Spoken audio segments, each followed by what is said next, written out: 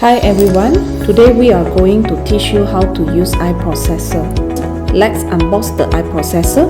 You will see an iProcessor jug, machine, user manual and temple. Then this is small box. There is a stainless steel dry grinder jug in it. Let's plug in and turn it on. When you see the safety lock blinks, which means the jug is not yet placed on it. Just place the jug on, then it will stop blinking. After placing the jug, put on the cover, lock the safety lock to prevent leakage. Now we are going to teach you how to set the speed.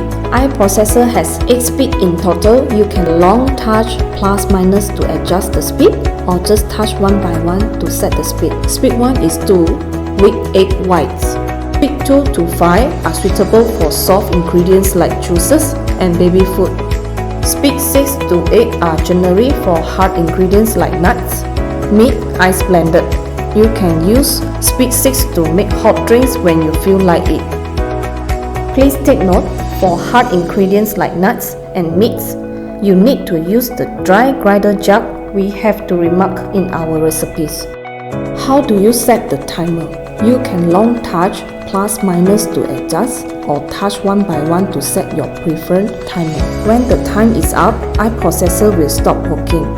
Without setting the timer, iProcessor will auto stop after 20 minutes. After setting the speed and timer, touch the start button. iProcessor will start working. Let's move on to explain the pause button, which is chopping. We use it to chop garlic or minced meat. Touch once to chop one time. On the other hand, the auto button is to chop continuously 2 times of 7 seconds. You can use it to blend meat or hard ingredients like peanuts. Last but not least is the function of auto cleaning.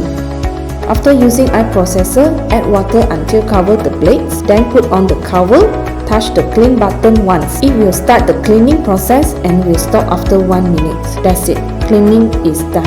Happy using iTAZZO iProcessor.